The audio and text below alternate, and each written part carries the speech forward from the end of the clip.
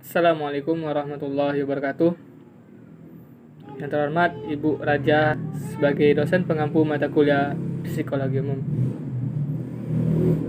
Jadi pada kesempatan kali ini saya akan mempresentasikan makalah saya itu tentang teori agenda setting dan pengertiannya. Jadi pembahasan saya yang pertama yaitu sejarah munculnya teori agenda setting dan pengertiannya. Yang kedua yaitu contoh aplikatif teori agenda setting dalam kehidupan sehari-hari. Sejarah munculnya teori agenda setting.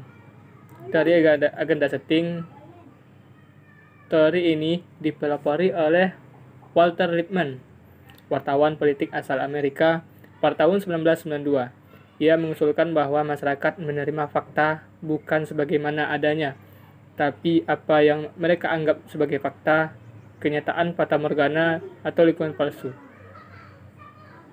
Untuk sebagian besar, kita tidak melihat dulu, kemudian merumuskan, tapi kita merumuskan dulu, kemudian melihat.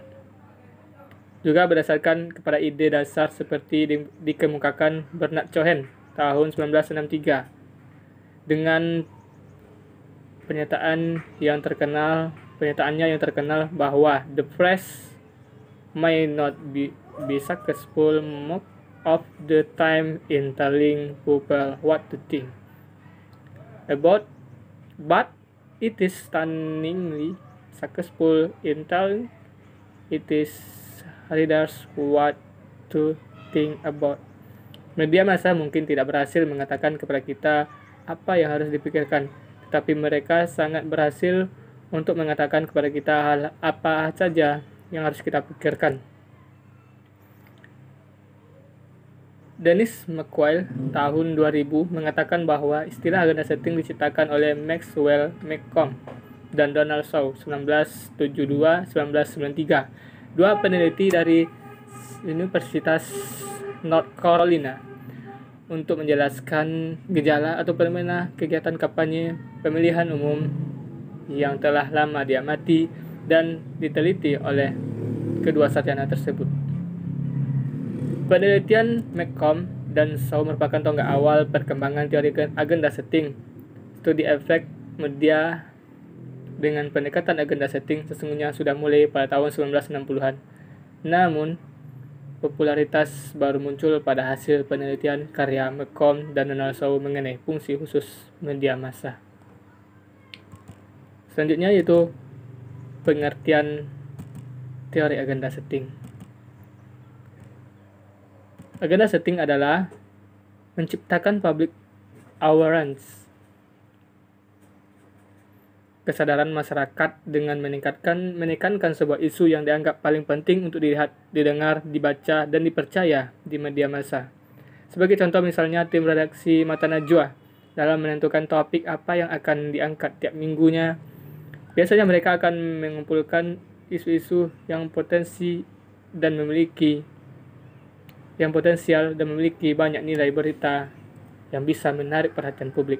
Misalnya isu tentang banjir Jakarta, Sunda Empire, atau virus corona. 2. Penerapan teori agenda setting dalam kehidupan sehari-hari. Tulisan ini bertujuan untuk melihat perspektif lain perbincangan publik tentang virus corona. Pada awal Februari, masyarakat dunia digemparkan dengan pemberitaan pandemi corona. Virus asal Wuhan, Tiongkok. Bahkan pada 13 Maret 2020, Organisasi Kesehatan Dunia WHO menetapkan status coronavirus disease COVID-19 sebagai pandemi global. Dengan sendirinya, penyakit virus yang mematikan ini menjadi topik pemberitaan utama pada media mainstream Indonesia. Di Indonesia, Presiden Joko Widodo mengumumkan bahwa terdapat 2 warga Indonesia yang positif terinfeksi virus corona dan mengidap COVID-19 pada tanggal 2 Maret 2020. Sontak semua kamera media berbondong-bondong menyoroti pengumuman ini dan disebarkan sebagai masif ke masyarakat Indonesia. Jadi itulah hasil presentasi dari kelompok saya. Assalamualaikum warahmatullahi wabarakatuh.